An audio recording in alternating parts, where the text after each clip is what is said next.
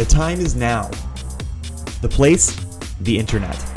Welcome to the inaugural episode of the Why Do Boys Make podcast.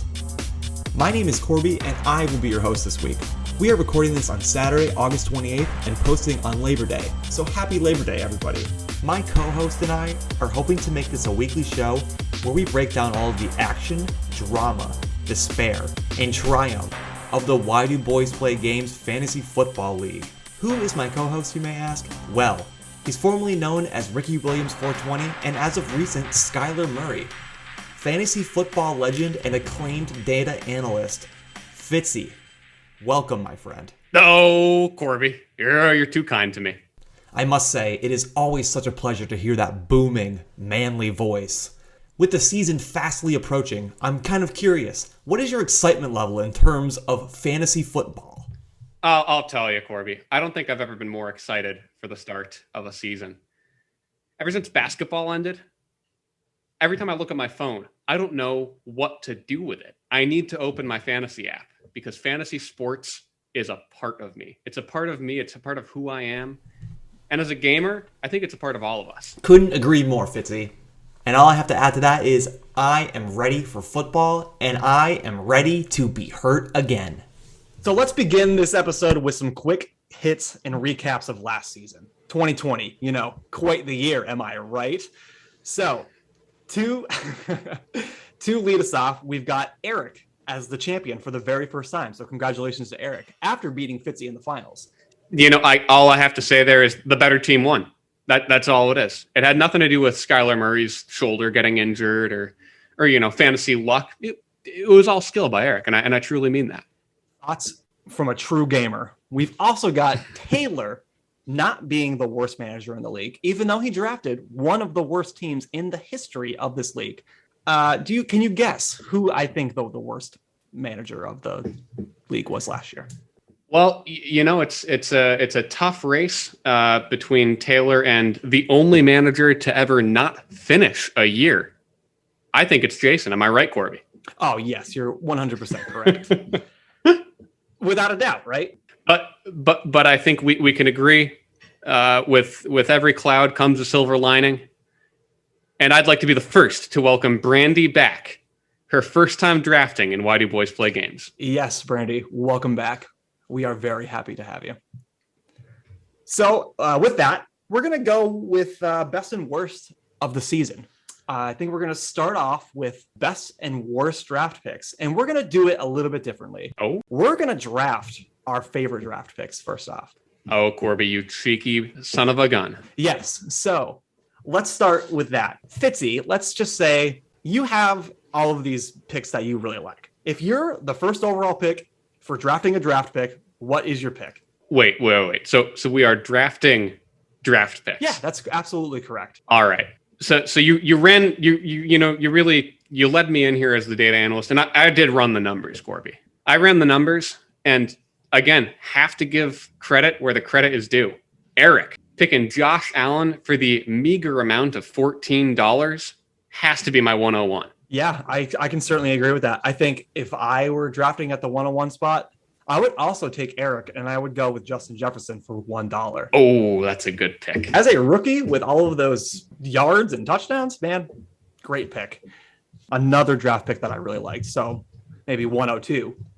I would say Darren Waller for $6 via Jason. A great pick for a not great fantasy manager. All right, in that case, at the back of the second round, start of the third, I'm going to go back-to-back. Chris Colby picking DK Metcalf for $18, and then following that up with Stephon Diggs for $13. What a crazy wide receiver core for less than $20. Yeah, totally incredible. Well done, Chris. I feel your time in the sun is coming.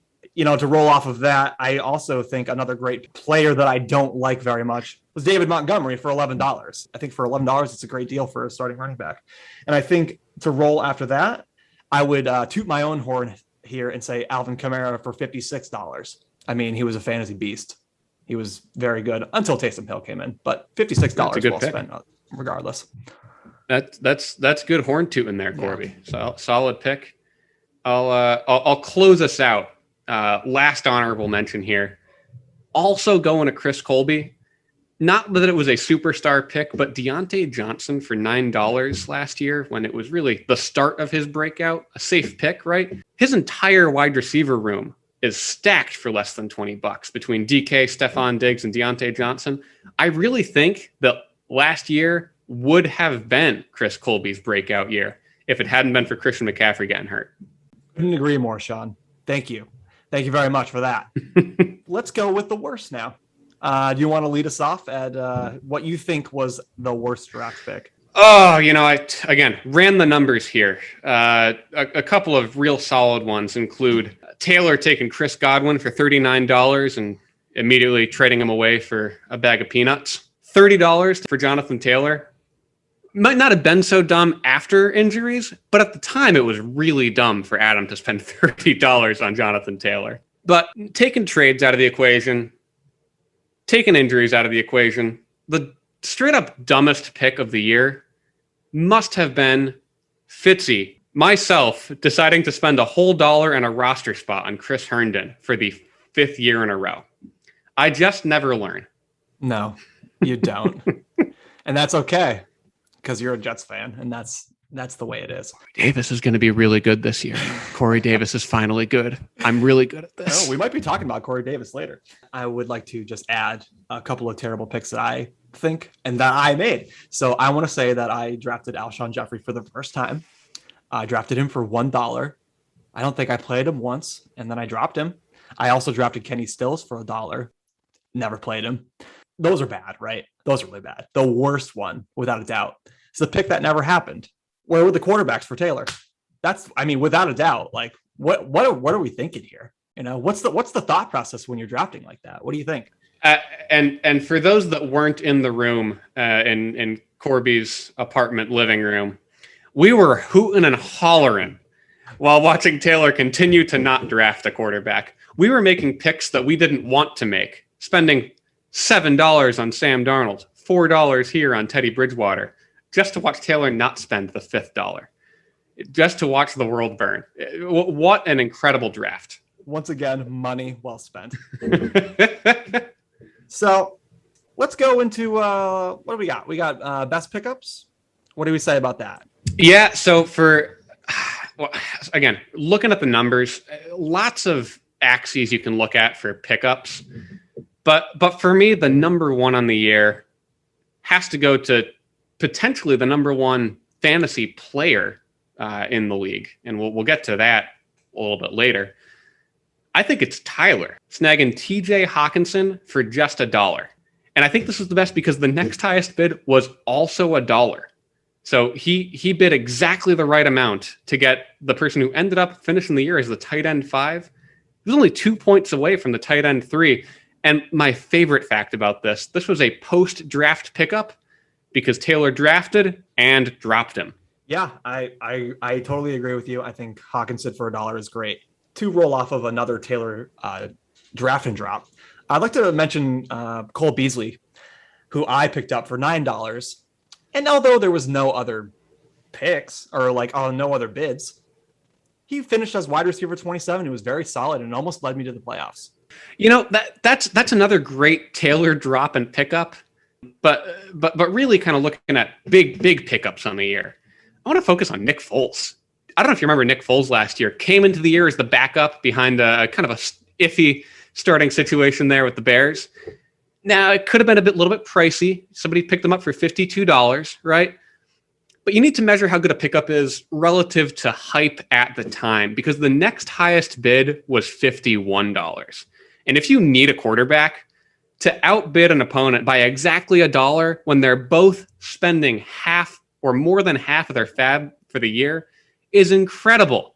Another little fun fact here, Taylor dropped Nick Foles on September the 25th. He was announced as the starter that weekend and went for the $52 on Tuesday. Beautiful. So the trifecta of Taylor drops were all great pickups in my book. A couple of honorable mentions here I'd like to say. T. Higgins for free for Adam. A good pickup for Taylor was Brandon Ayuk for free. Brandy had a great pickup of J.K. Dobbins for $2. And And, Corby, I got to give it to you here on this last one. Shout out to, Logan Thomas for $5. Nothing to shake a stick at. Yeah, but fuck Logan Thomas. That guy is a nightmare. I can't stand him. Anyways, I won't go into my dirty laundry. Do you want to lead us off with some of the worst, maybe the worst pickup, actually? Yeah. Now, again, this is another real run the numbers, and you got to look at the pickups, not just on hype at the time. What did they do for you for the rest of the year? And also, what did other people bid? So when you compare all these things together, my adjusted worst score actually also goes to the best player here. It's Tyler. Picked up Marcus Mariota for $31. And he didn't score a single point for the rest of the year. Now, bravo. Now, you might think, hey, maybe there was some hype that he would start. But if that were the case, somebody else would have put a single bid, even a $0 flyer. Nobody did. $31 versus no other bids. Now, I'll put my hand up because I got to, give as good as I get. I picked up Nick Mullins last year for $32. And that was almost as bad. Now, he did start, and the starting quarterback in this league can be very valuable. It's not a super flex. You need somebody, even a body, that's going to throw a ball out there. But Nick Mullins threw more interceptions than touchdowns after I picked him up. Not a great look for QB1 on a second-place team. No, certainly not. Kind of just to keep going on that, I'd like to also mention Brandy picking up Jameis Winston for $23.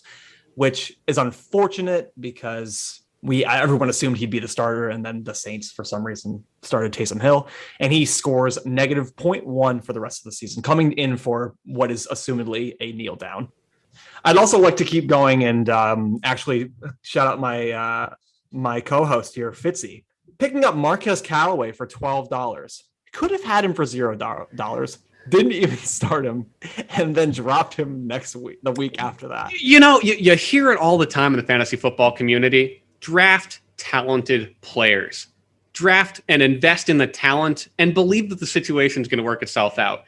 Now, I might have been wrong, and Traquan Smith might have still been the guy there.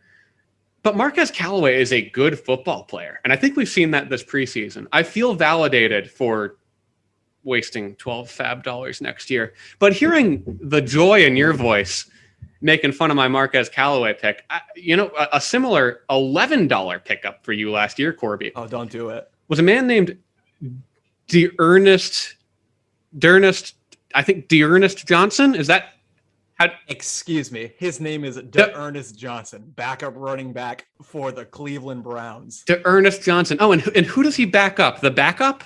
Because D'Ernest Johnson scored an incredibly consistent number of points for the rest of the year. And I do mean scored because he never finished with 0 points. After you picked him up, he scored between 0.1 and 2.8 points every week for the rest of the season. Just incredible consistency for a flex spot. I mean, great pickup there, Corby. Thank you. I did my best. And if we're going to be keeping on with the little co-host love, do you remember a man named Jeff Smith being on your team last year? No, I don't. I don't even know who that is. Jeff Smith, backup to the backup on the Jets, which was a great place to be. Yes. Okay. Well, again, I stand by it. I didn't make playoffs, but you win some, you lose more.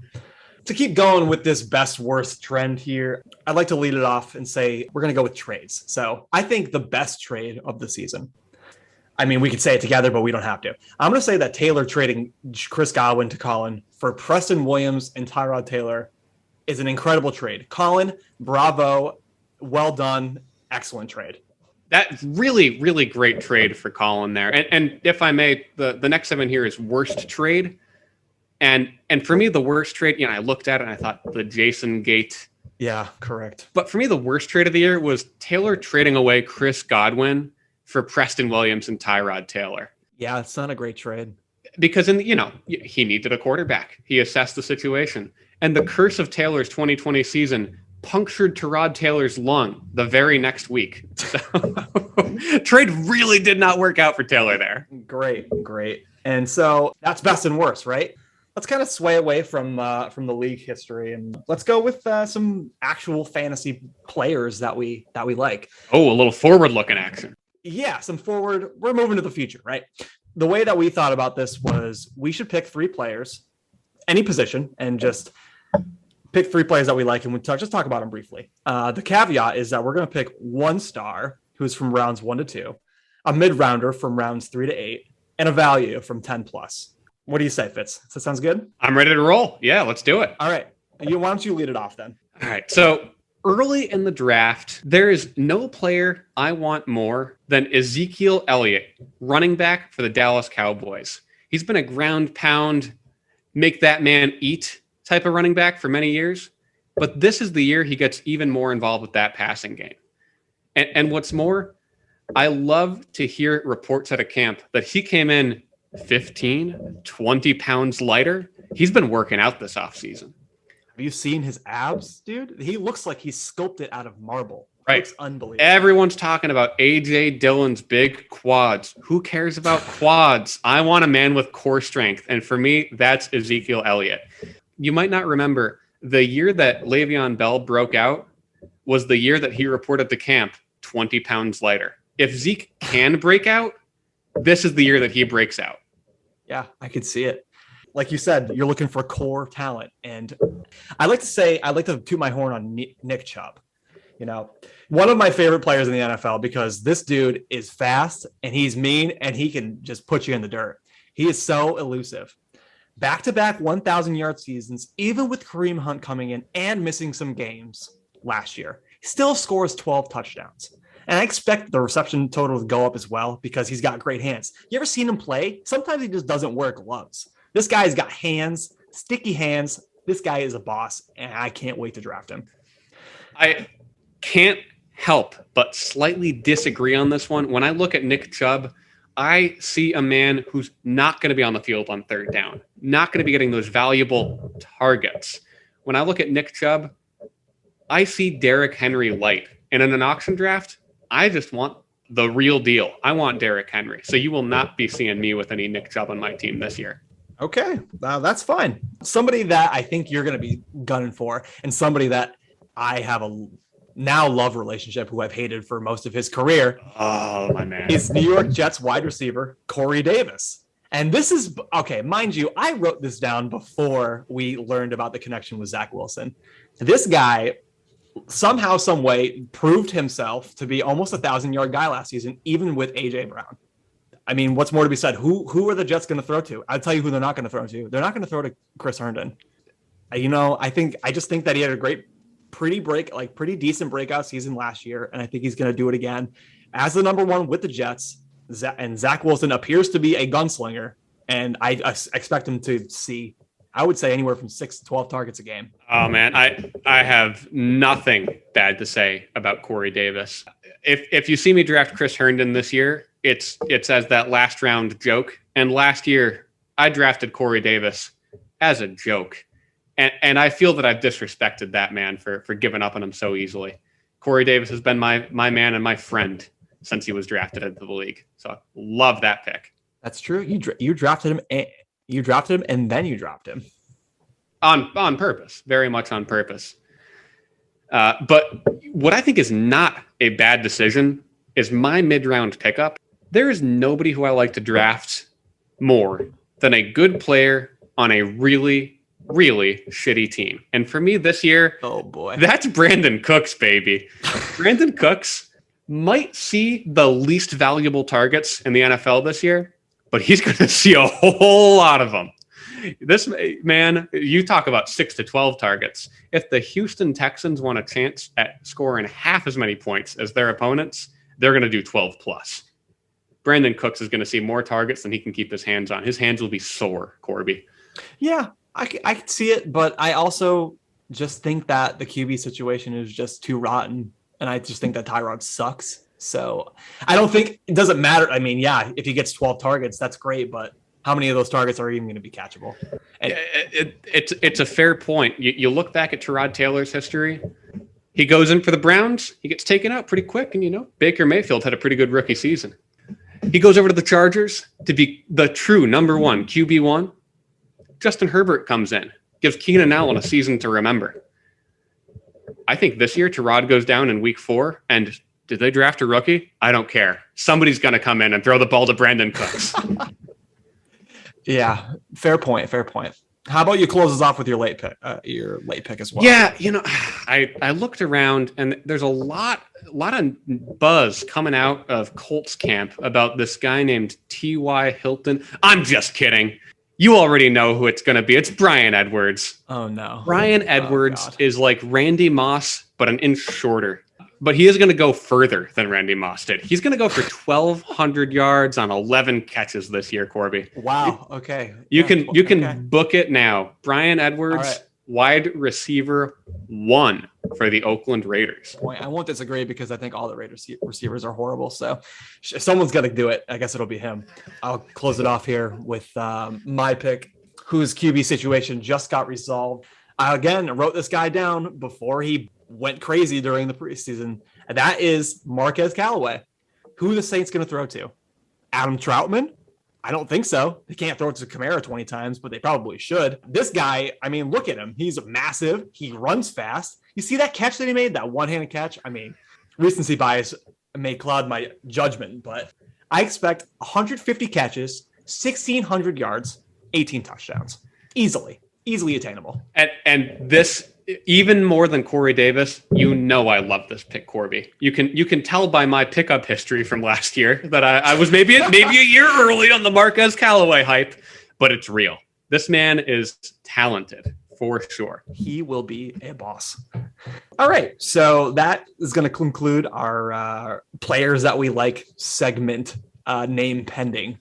I think we're getting to the end here, but before we do that, I'd like to talk about some bets. I don't know if you're familiar. We love to bet in this league. Adam, especially, I think his middle name, I think he just changed his middle name to Bet. So we thought it would be fun if we did a couple of pre-draft bets in terms of what we think is going to happen before the draft happens. What do you say?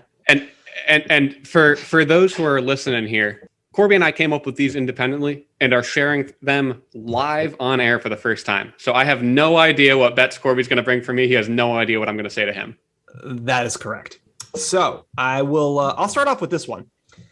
The most expensive quarterback drafted will go for $43 over under. All right. Excluding our picks. Oh, of course. Of course. Excluding our picks. Let me ask first. Which way do you lean on this one? I lean. It's hard because I expect them to be pretty expensive. I expect Mahomes to go for 30 plus, but for 44, I don't know. I would lean the under. Excellent, because I want to smash that over. Okay. So we'll round this up to a 43.5, and we're putting $5 on it. $5 bet. Boom. Put it on the board. Let's go. All right. So I got one that I think is going to be pretty spicy for you. So we're looking at a player versus player bet here. Fantasy points scored. Some of you listening may be aware of the $100 league, where we've got keepers. Last year, I had a pretty bad keeper, but I'm doubling down on him this year. I'm keeping him in my heart. I believe Amari Cooper, wide receiver 1 for the Dallas Cowboys, will finish with more fantasy points than CD Lamb, the hot new gun. Fuck no, dude. Are you serious? Dude, that is the easiest $5 I'm ever going to make. CD Lamb is going to fucking light this world on fire this year. I will take that without a question. And the fun thing is, I'm even spotting you the 3 to 4 games that Amari Cooper is going to miss with a fucked up foot or something. Yeah, right. So this is how confident I am in him on a per game basis. Amari Cooper's the man. I'm in baby. Dallas. I am in. All right, so let's keep going here. What do you think about the most quarterbacks being drafted by a single team? I am going to put the over under at 4.5. Ooh, this is a good one. I think that last year the answer might have been 5. I think that last year the answer was 5.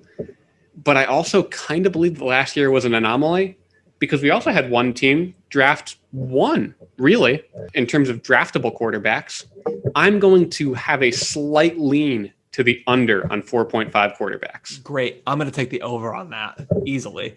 I am in. I love this. I could see a quarterback. I could see somebody drafting 5 quarterbacks for sure. I'm going to go with another one here really quickly. All right. There will be 4 trades that have a quarterback involved, over under 4, like let's say 3.5 throughout the season. If the over under is 3.5, we're a league full of cowards. Everybody wants to win their trade, and I'm a coward with everybody else. I hate to make trades that I think I might lose and look silly with. But quarterbacks seem to be the exception. I'm going to lean over on 3.5. Yeah, I would lean over as well. So we can just scratch that one off the list. Do you have another one for me?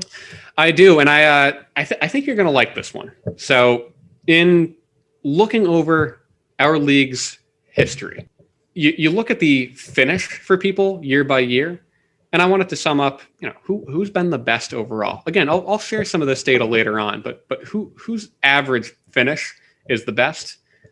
I came up with an adjusted rank that's outside of Yahoo's ranking.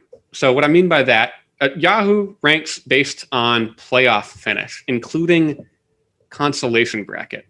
So if you did really well in the losers bracket, you might look like the 7th best team, even though your team was really doo-doo the whole year. For example, last year, Taylor won a couple of games in the consolation bracket.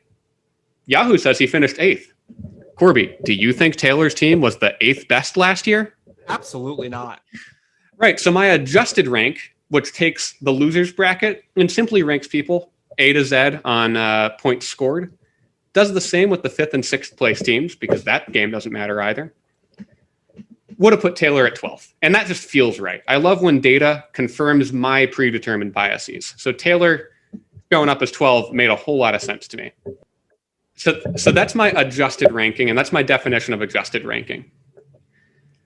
Corby, I fully believe this. I believe that Brandy will have a breakout year and finish above you in final adjusted ranking. Oh my God.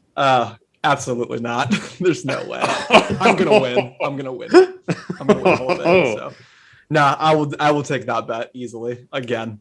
Heck yeah.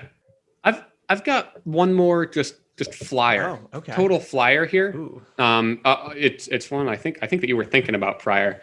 Who will have the most fab at the end of the season? We're gonna pick 2 horses here.